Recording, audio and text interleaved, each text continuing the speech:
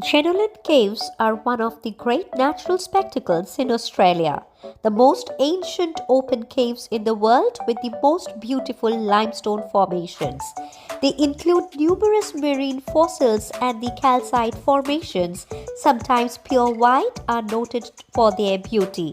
The cave network follows the course of a subterranean section of the Jenolan River. The caves are listed on the Australian National Heritage List.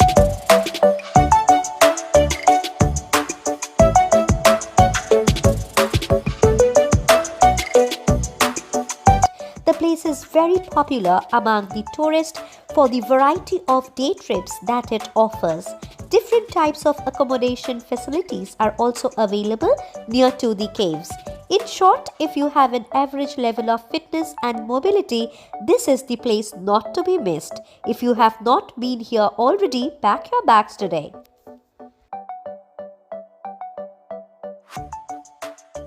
Very stable cave system.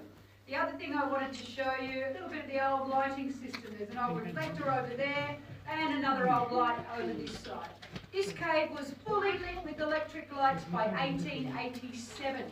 Caves, the oldest ones here are 340 million years old. So that is 100 million years older than the very first dinosaurs.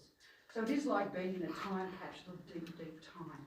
Now, not only do we find fossils in our rock, we find bones in our caves.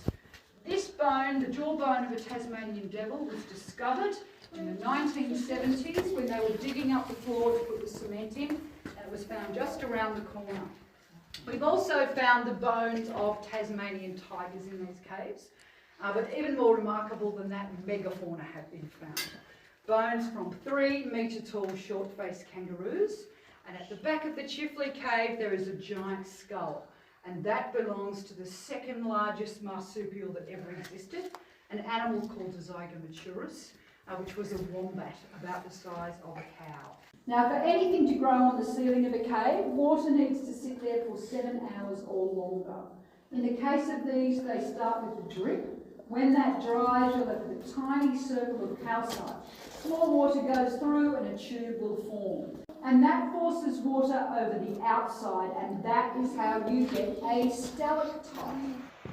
Okay, so what we have next to us here, this is called the Imperial River.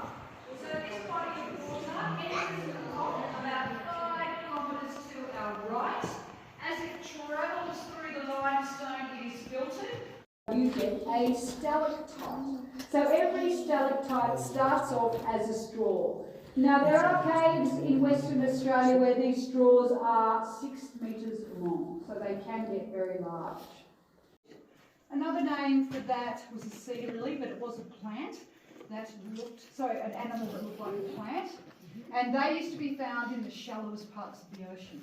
These days you'll find them in the deepest parts of the ocean. So when this rock formed, there were no animals living on the surface of the earth. The only separate cave system. Originally, this was called the right imperial and that was the left imperial. It was changed to Chifley after Ben Chifley, who was our Prime Minister from 45 to 49. These are stalactites. Now, when you've got crystal pointing up from the floor, it might reach the stalactite above it, so we call these stalagmites. Now, if they do join together, we don't call them mighty-tighties, that would be ridiculous. What we call them is pillars or columns. Now, crystal that flows down the wall is flowstone. If it sparkles like this, it means it's dry crystal and it is not growing at the moment. If, however, it looks like melted candle wax, that has got water. Now, these will form when you get a dribble of water on the underside of the rock. When that dries, you've got a tiny line of calcite. More water goes directly over the first dribble, it dries out, and that's how they grow. 1 dribble of water at a time. Now, up here you can see there is a little bit of breakdown going on. So when crystal dries out and it gets old, it will begin to break down. Now this happens much more quickly on the outside of the caves. This is why you don't make jewellery out of calcite crystal. That's also why we do not sell it in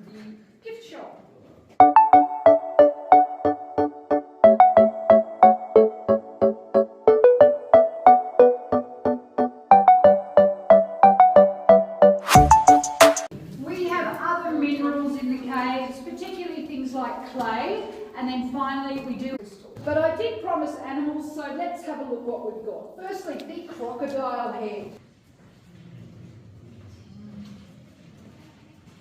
Okay. Front window.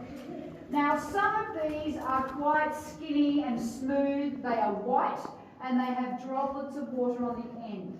These are the quickest growing formations in our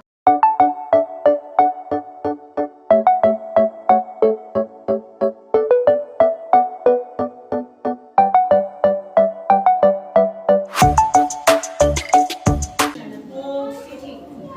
So you've got lots of formations that look like trees. You've also got walls and towers and turrets.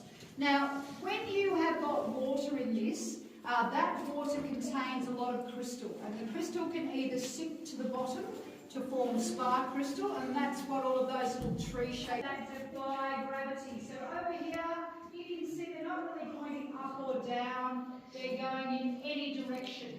When they were first discovered, they were called mysteries. These days, we call them stalactites. Now, what we know about them is that you'll only find them growing where there's no breezes coming through and where you have a lot of moisture in the air. The other thing that crystal can do is float to the surface. When that happens, it will cling together in little rafts